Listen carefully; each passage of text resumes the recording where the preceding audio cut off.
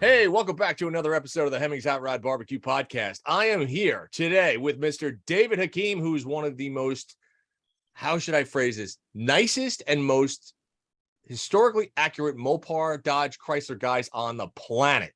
David, how are you doing today, buddy? Mike, I'm doing great, and thank you for having me on. That's pretty big accolades. So hopefully I can live up to them. Well, you know what? I mean, when you're in this hobby long enough, you run across people that you can tell pretty quickly who's full of shit and who's not. You know the same people that I do for the most part, and your knowledge on everything kind of Mopar and Chrysler and Dodge and everything is really unparalleled. And it's always such a pleasure to kind of hear your stories and everything else. And I was like, you know what? You got to come on this podcast. We got to talk Mopars. I want to know how you got into this business, what you've seen over the years and stuff like that, because it's like I said, the amount of knowledge floating around in that dome of yours is pretty expansive. Thank you. I appreciate that. Well, I guess you can say it goes back when I was a little kid. Gosh, I guess in the late 60s, early 70s, my uncle owned a Chrysler Plymouth dealership. And truth be known, I think my father secretly financed it without my mom knowing about it. Anyway, so it's like late spring, summer 71. My dad takes me down to the dealership, and Sox and Martin were there. They were doing like a supercar clinic. I'm like, wow, this is really cool. I remember the red, white, and blue Pro Stock CUDA and all the cool stuff they had there. And I remember going up to, they were handing these out, and Ronnie Sox signed my supercar clinic brochure, which I still have to this day. It has survived numerous basement floods, my mom's cleaning rampages, and I cherish it. So you could say it started with that. Then as the 70s progressed, and I started to learn to drive. I was 15 years old, and my dad's other brother had a brand new 71 Plymouth Roadrunner that both he and my mother shared. And so by 78, the Roadrunner was all like, it was like running on 7 cylinders. The transmission slipped. It had been hit numerous times from various drunk driving episodes of the family members, but that was my car. They gave it to me. And from that, I learned to cut my teeth on Mopars. Again, it's like 1978. It's like, okay, it's a 33. So what do I do? And I just remember, like, I didn't really rebuild it. I just swapped out some things on it to just make it run better. And I remember going to Mancini Racing when they were on 6 Mile in Detroit to buy a street Hemi camshaft. Remember those? 280 duration, 474 lift, the purple shaft that Direct Connection sold. And Mancini Racing was this shop in the worst part of Detroit, but in the showroom was the size of a phone booth. It was all like wood paneling. There's a Miss DC poster on the wall and a Dana 60 chrome cover and whatever.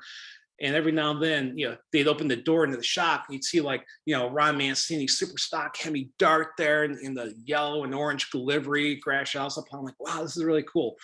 But anyway, it was, I guess for me, it was just like meeting Sox and Martin, just loving cars. And of course, my parents bought me the infamous Hot Wheels Mongoose and Snake set at J.L. Hudson's in Detroit back in the day. I just loved cars. I mean, all my peers gravitated towards stick and ball, sports stuff. And I just never cared about that. I just loved cars and going fast. And remember the cartoon Plymouth Roadrunner car ads. So that's what started for me. And to have my first car at 15 being a 71 33 Roadrunner, it was pretty cool.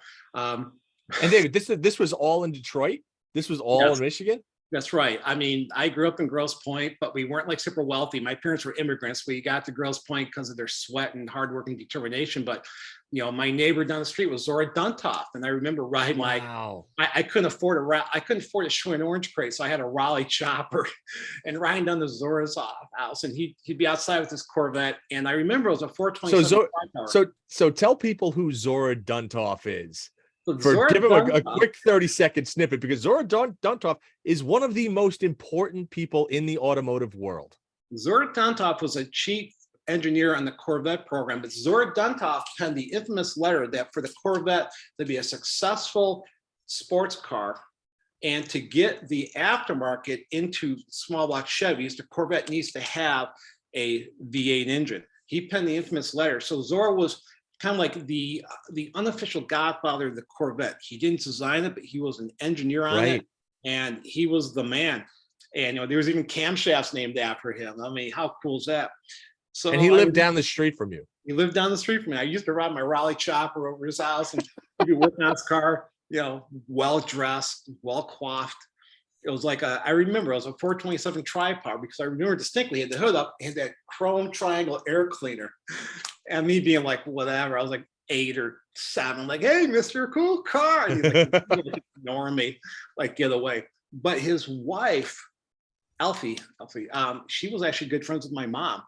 And her daily, I know we're getting sidetracked, but her daily driver in the mid 70s was a 71 Chevy Malibu 2-door coupe, white walls, deluxe wheel covers, 402 big block, turbo 400, column shift, 12 bolt, and a 331 gear. And that was her daily driver. It was so, but yeah, I mean, I remember Zora's really cool. I mean, when I went to grade school here at, Our Lady Star Sea, I went to school with a lot of the executives' kids. So a lot of the Chrysler executives, when Chrysler was still headquartered in Highland Park, a lot of the executives lived in Grosse Pointe. Okay. I went to school, with a lot of the kids who, looking back now, like, oh, you were so-and-so's. Oh, he created the Roadrunner. Or he was the marketing guy behind Scat Pack and all that. And I remember going to school with kids, and they had like the cool orange Scat Pack jackets. I'm like, hey, that's a really cool jacket. What's your dad do? He goes, oh, he works for Chrysler. What's your dad do? I'm like, oh, he owns a corner grocery store.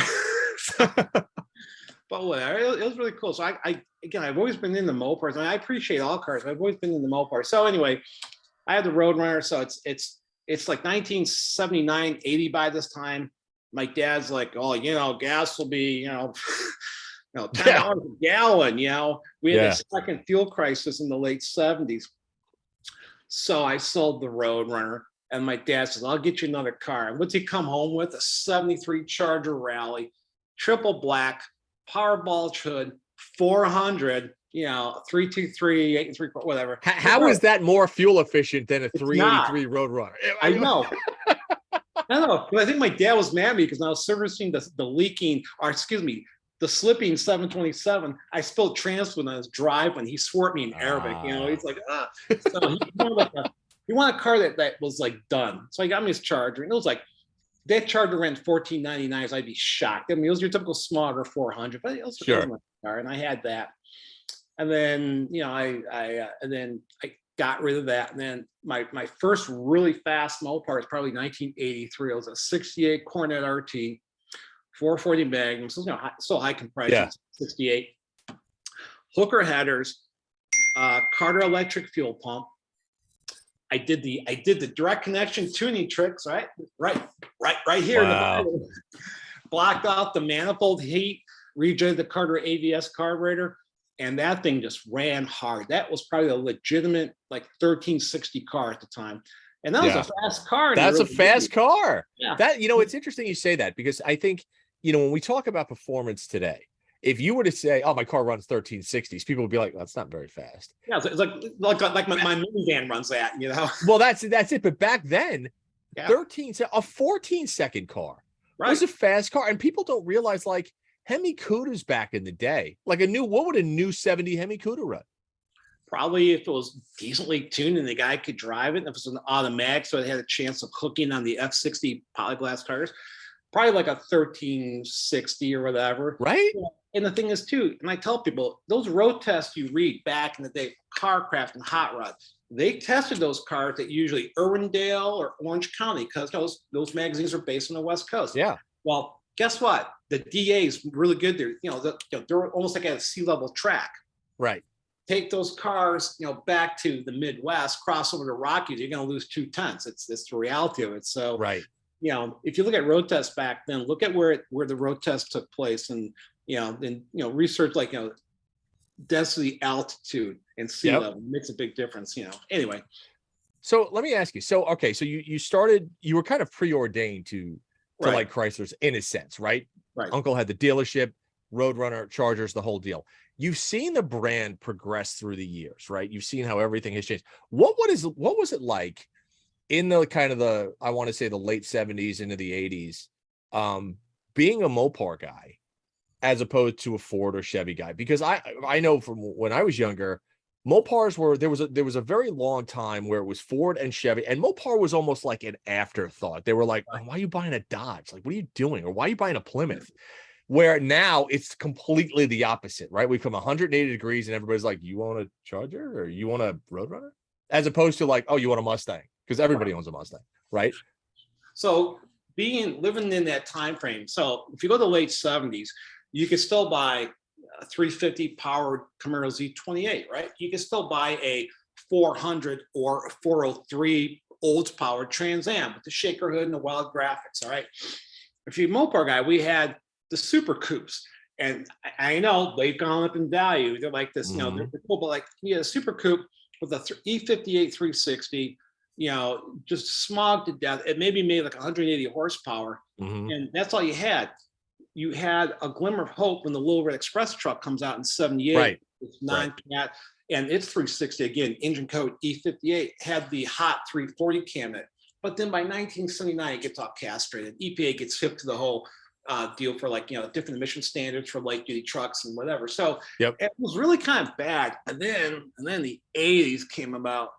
Destruction. And that's when all my Mopar friends were buying new 5-liter Mustangs, because you got the 5-liter LX platform. That's right. And it's like a sweet car. And all my diehard friends who are like older and maybe older than me, they're buying Mustangs. And then you got the IROC Camaro, and then it goes from a 305 to a 5.7 liter, the tune port injection and all that.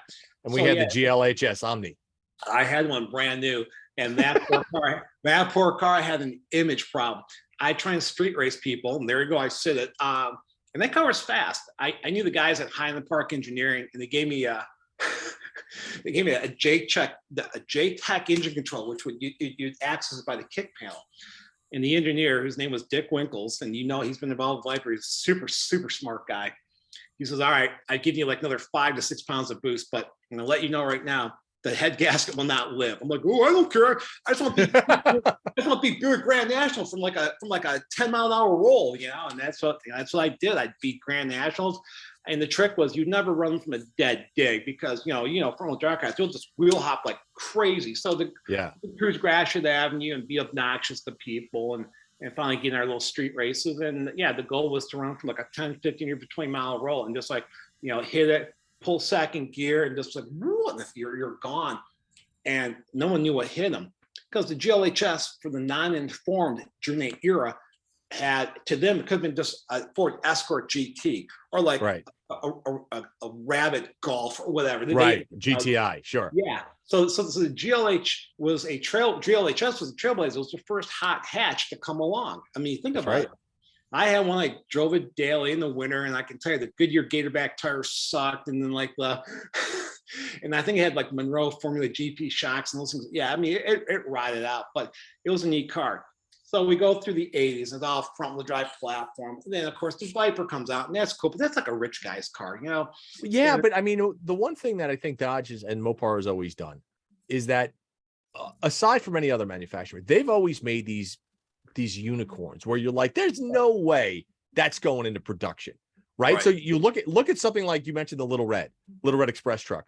That thing came out, gold graphics on the side, chrome stacks coming up, step side, and you looked at it and you're like, that's a cartoon character, right? And then you had things like the Prowler. The Prowler came out and you're like, that's ridiculous. Look at that thing. It's a horror. Then you had, or the Viper preceded that, but the Viper comes out and you're like, I remember seeing the show car of the Viper, and then it's like, there's no way that's going to be a production car. And lo and behold, production car. Yeah, that to me has always been like, I can't believe this company is building these crazy cars. Right. And that's what's really cool about Chrysler. They always have done that. They have pushed the envelope. I mean, going way back. I mean, like I mentioned earlier, look at the wing cars, like the Daytonas and the Superbirds. Perfect. The Daytona. Yeah. And I have one, and it's the weird. It's, I mean, you look at that car, and I still tell people, I look at that car right now and I'm like, it's a cartoon character. But you have to look at what that car represented. That car was designed for one purpose and one purpose only, which was to go and wing races. And from an aero standpoint, like, it's not a surprise that it looks like a rocket, because it was designed by one of the guys at the Chrysler Missile Division. Wasn't it? Like, wasn't there? I mean, it makes perfect sense. Yeah, I mean, Chrysler was involved in the aerospace race, and they had Huntsville, Alabama, was where a lot of the magic came from. As a matter of fact, we talk about onboard computers today. It's like no big deal. But the first race car ever had like an onboard computer, for lack of a better term, was the Motown Missile drag car. Really? Tom Hoover and crew enlisted Ron Killen, who came from Huntsville from the Chrysler Aerospace Division, and they installed a rudimentary computer in the trunk of the Motown Missile. I think it was either the Challenger or the Duster, but whatever. They had that computer, and it recorded clutch slippage, drive shaft speed, all this stuff. Really? Well, that was the first to do that. And it was from all that information gathered that would eventually feed direct connection, because basically Dick, by 1973, performance was dead. Chrysler was on its dying breath even back then. Gas prices go up, everything Chrysler sells is fuel inefficient. You got 440 and 400 Ford Bros with thermal quiet power. But Dick Maxwell, who was the Chrysler racing boss back in the day, he said, look, we have all this information we've gathered from racing, from the Missile, from our super stock program, our pro stock programs. Let's put this together in a comprehensive parts program, and not just sell the parts, but sell the knowledge to all of our loyal Mopar grassroots racers. And that's how direct connection came about in 1974. They learned, yeah. Because even prior to direct connection, you had hustle stock, and you had all the tech tip Boltons. So, and they were like light years ahead of GM and Ford. When GM was all like, hey, we got the Vega, and Ford's like, hey, we got Pinto and Maverick. And there's Mopar like, hey, here's how you make your A-body with the 4-link suspension, or here's the proper jetting when you're running a 6-pack with this intake manifold and this camshaft and these headers. So it was really kind of a cool person. That maybe that's why I love Chrysler so much. I always loved the brand because of that. I mean, I was honored. I'm like, one of my early jobs was like 1987. I was on the direct connection tech line. So people would call and talk to me, and I was there when that morphed into Mopar Performance for that. I remember helping people tune their cars, and it was an interesting job in my career path, I'll tell you that. So here's the thing. So obviously, Dodge just resurrected direct connection after, took about 35 years off, right? From, I think it stopped. When did direct connection originally stop? Because it ran from 74 to 87. Is that right? It stopped in 1988. And this is the last direct connection catalog. Wow. See, it's morphing into, hey, we got ports for front wheel drive 2.2 cars. But the bulk of the sales and the bulk of the love and interest is still from like 440s and 340s, 360s, and stuff like that. So direct connection ran from 74 to 1988. Okay, so then let's fast forward a little bit. Fast forward 2015, the Hellcat. Well, fast forward to say 2005, 2006, the Hemi comes out, right? The 5.7 Hemi comes out. They resurrect that nameplate. Now you're talking about this iconic nameplate that was made famous in the 60s.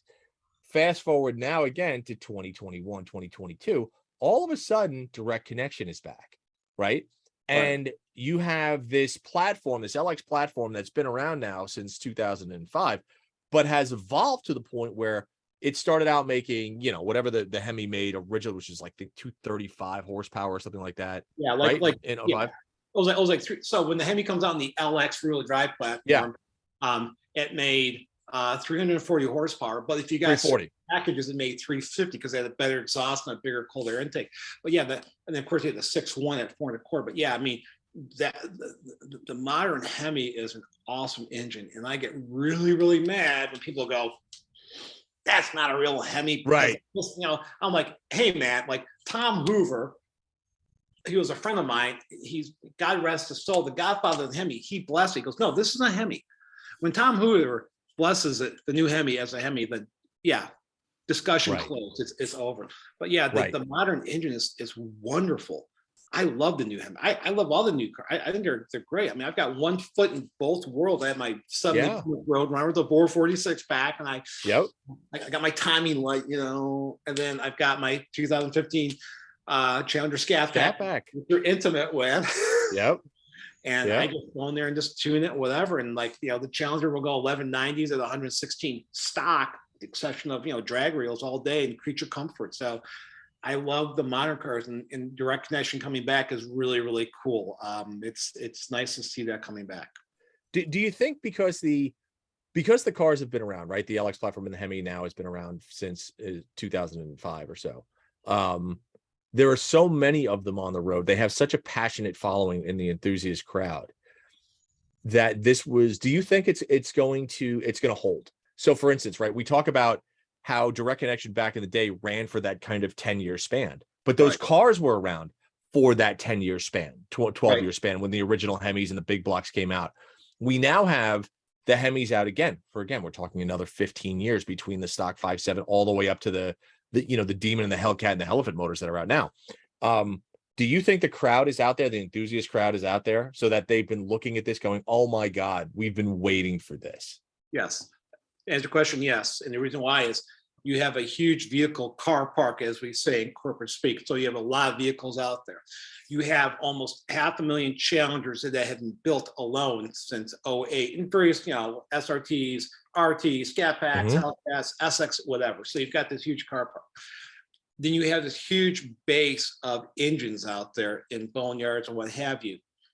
But most important, the aftermarket has really clinged on to this engine.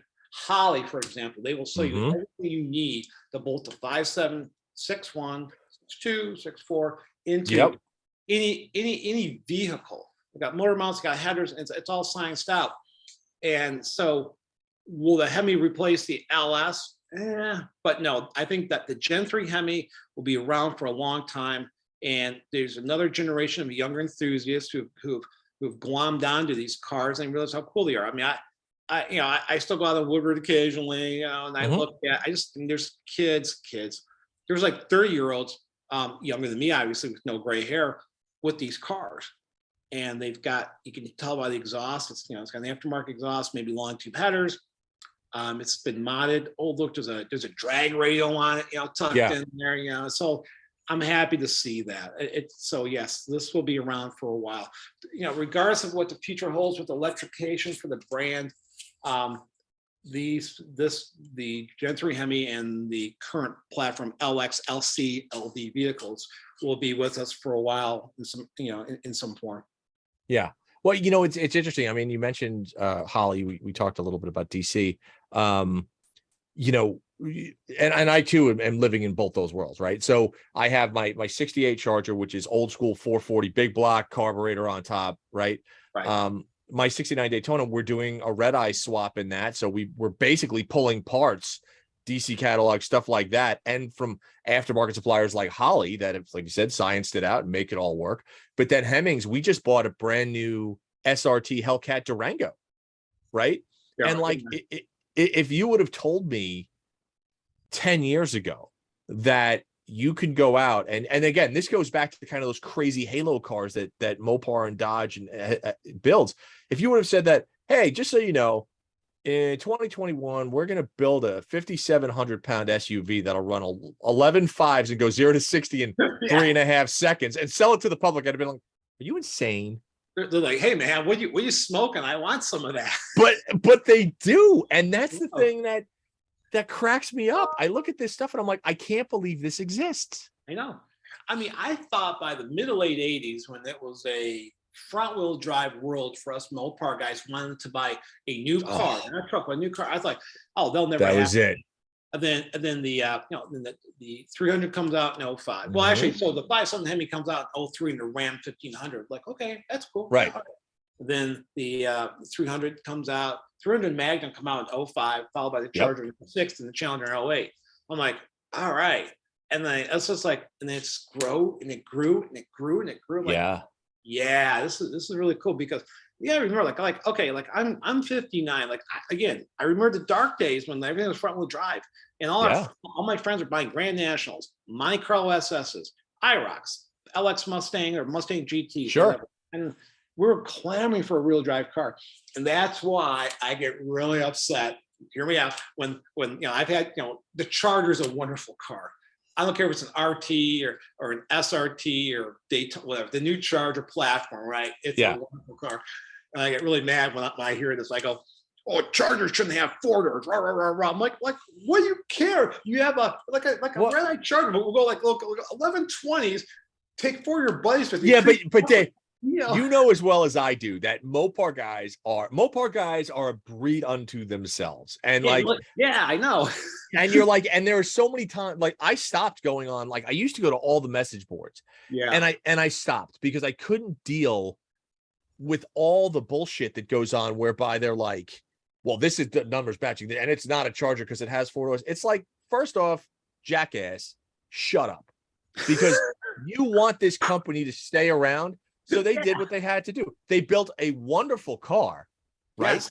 That can not only be sold to fleet services, but is a fantastic daily driver. It has the guy that maybe he can't have 4 doors because he's got a family, but he still wants the name. He wants the power. He wants this. Like, they do their research. They know their audience, and they knew that car was going to sell from the day that they released. And everybody that bitched about it, right? Odds are now has one. Right. And that's the thing that cracks me up. It's like, it's a one. And the funny part is, Charger owners, let's say RT, SRT, whatever, Charger owners trend younger than you and I, because that's right. Family. The wife's like, well, we got to put the baby seat in there. And quite frankly, the Charger is a better car than the Challenger, only because it's got the wheelbase helps with the 50-50 weight distribution, and the Charger is more aero friendly. It is. I totally agree. Yeah, and the Challenger with its heritage styling is cool, but like, man, you get some serious front end lift north of 120. It's like, well, I'll tell you, having run these cars, both Charger and Challenger, for thousands upon thousands upon thousands of miles, and even as somebody who bought a Demon in 2018 when they came out, right? Yeah, I am a Charger fan, and for the exact reasons that you said, there is no more. If you're looking for a full size rear wheel drive car that could do 200 miles an hour. Yes, that's sub $100,000, mind you, right? Right. It is a shocking value. And I know people are out there, they're gonna be like, this whole thing sounds like a Dodge ad. And it kind of is, and it kind of isn't. It's just David and I are really kind of diehard Dodge enthusiasts and Mopar enthusiasts. Exactly.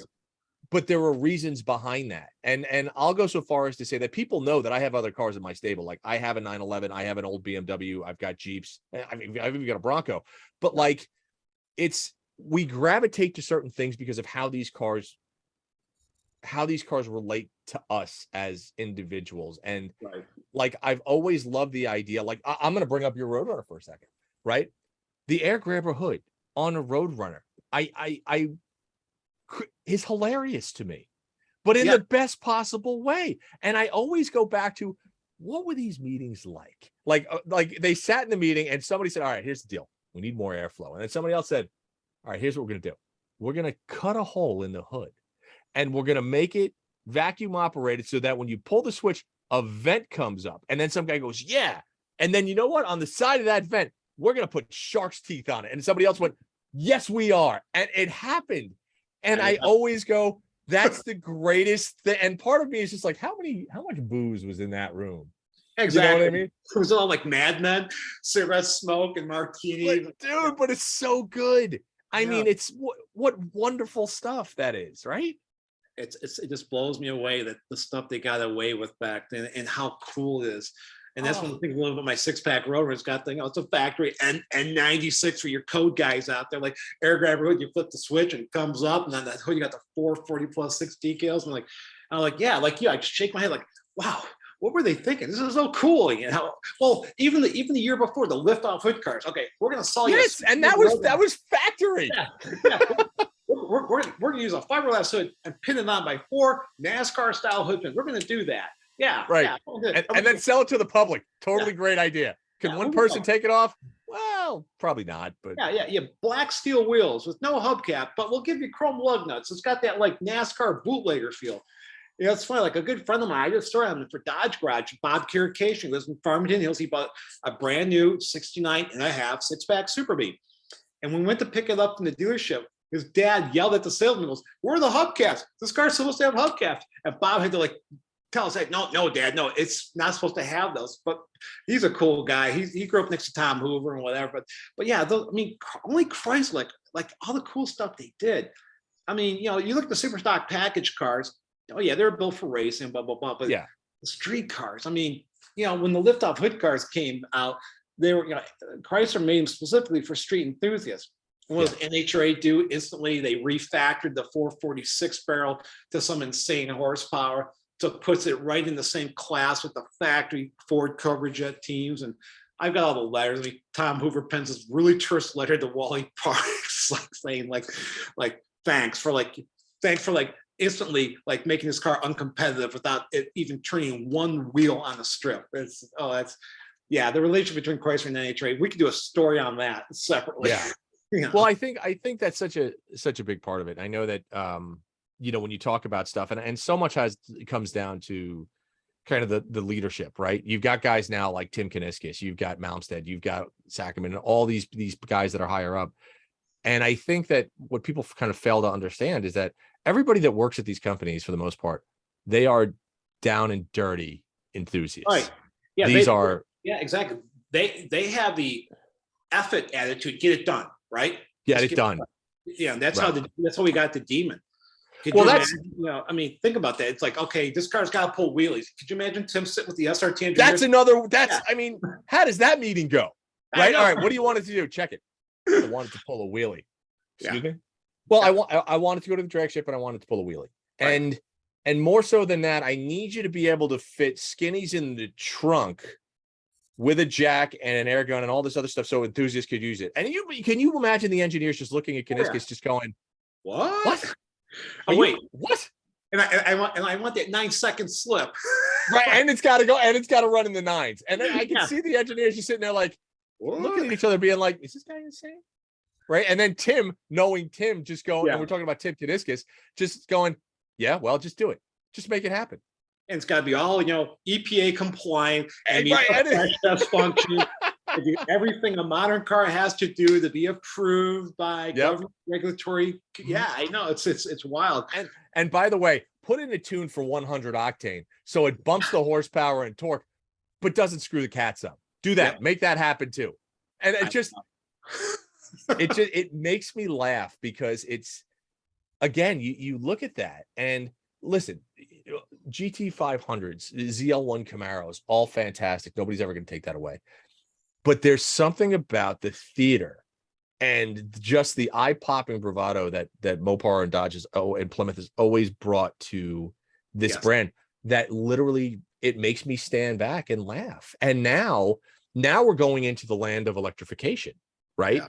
And we both know that Dodge's next car, their next muscle car, is going to be an EV. Right? They've announced e-muscle out there. There are ads out there, Dodge e-muscle. We don't know what it's going to be, but we know something is coming down the pike. Right. We also know that they've got one shot because they're talking about when you build a car that can pull a wheelie with a blown V8 under the hood, and then you're going to come out with something that's, an EV muscle car. You better have some tricks up your sleeve to make all the diehard V8 guys go, "Oh, that's pretty cool."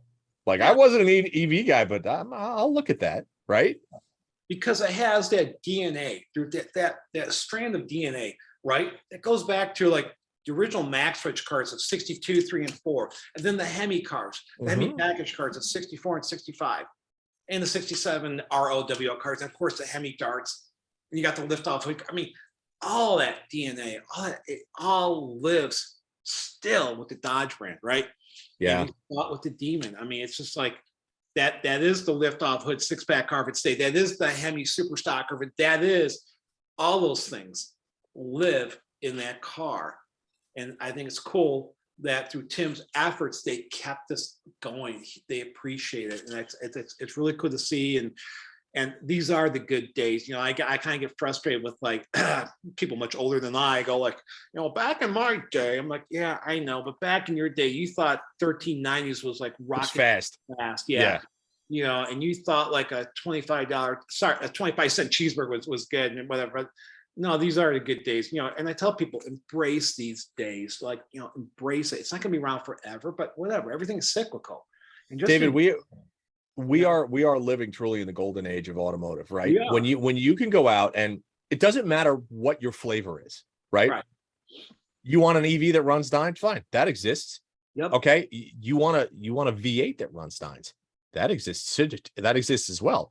You want something that you can modify? Well, that exists too. You want aftermarket support? That exists. There has never, ever, ever, ever been a more exciting time to be an automotive enthusiast because of their, and even when you're talking supercar stuff, right? Do you want something with, I don't know, 1,200 horsepower? Sure, that exists. Go look at a Hennessy. Go look at this. Go look at that. Right. Performance has moved in the last 50 plus years to an extent that has never before been seen, Right. with numbers and reliability and style and safety and it's a mind-boggling time for me, because I am obviously not an engineer in any way, shape, or form, and as an enthusiast, sometimes it's hard to sit back and take it all in because there's so much good stuff out there. Exactly. And it's also, along with the vehicles, the Dodge / Mopar community is wonderful. I do some freelancing for Dodge Garage, which is the enthusiast site, and Dodge.com. And I do a lot of human interest stories, and the passion that just bleeds through these people is fantastic. And, I don't know if the Ford guys are like that or the Chevy crowds like that. But when I do a lot of stories and I do a lot of human interest stories, whether it's the person on the street who's got like a Scat Pack Charger, or the guy's been racing a super stock Hemi car for like 30 years. They love the brand. They are so passionate.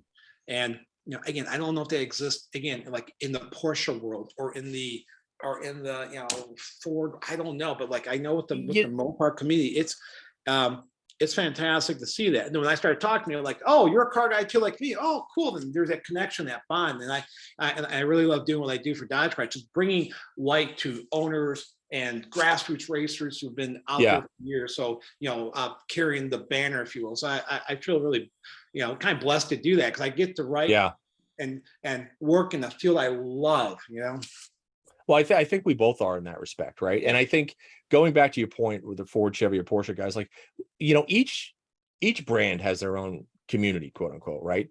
And each community is different. I have yet to see owners that are so passionate like Mopar guys. And listen, like I said, I own a little bit of everything, and I dabble in every circle.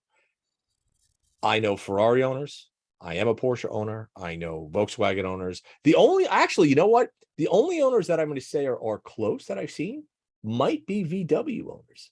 Because like classic VW guys, they're psychopaths. They're like Mopar owners in the sense. And I think part of it is because it's always been a little bit of an underdog, right? You're talking about a smaller cars with lower displacement engines, but they've come so far and done so much. And when you talk to these guys, that passion of, modifying a GTI or an old Golf or an old Beetle comes through.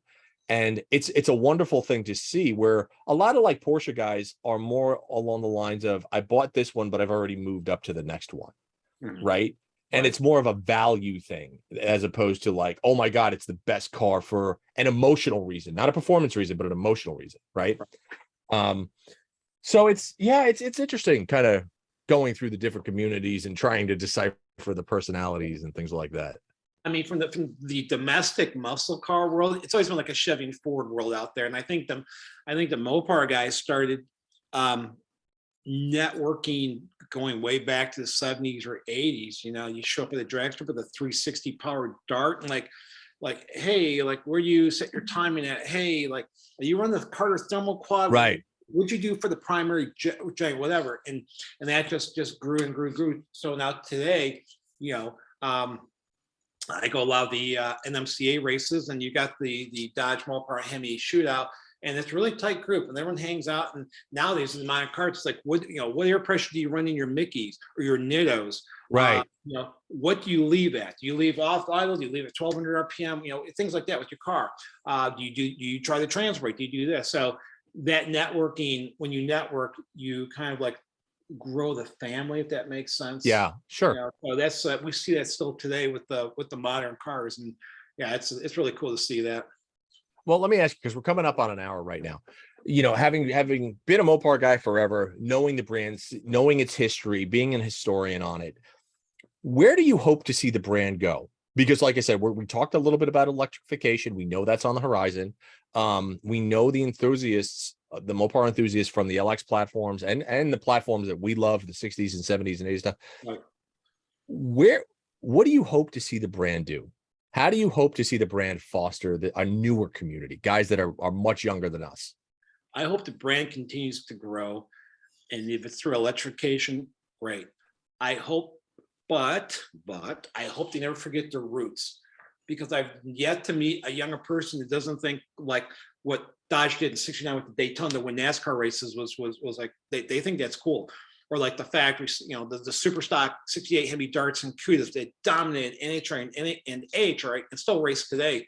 They all think that's cool. So yes, advance, refine, make kick-ass cars, make them fast, appeal to that generation, the much younger, the youth.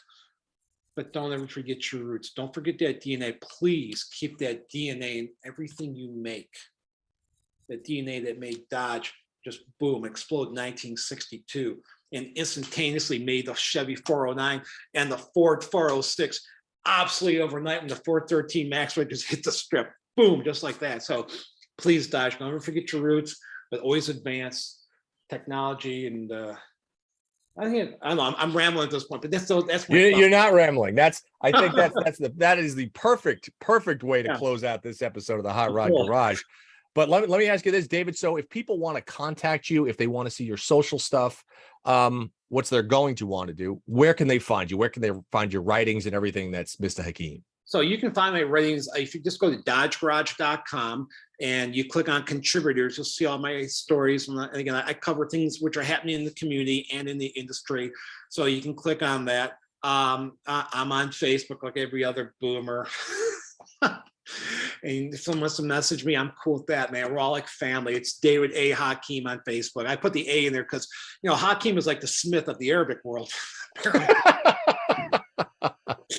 Well, yeah, David, thank you so much for coming on the show. It is always, dude, always a pleasure. And, for everybody else out there, if you guys are looking for a car, obviously Hemmings has a massive classified section of 20,000 cars online. We are the largest online classified section, plus our auction. And also, I'm going to throw this out because this is somewhat of a Mopar episode.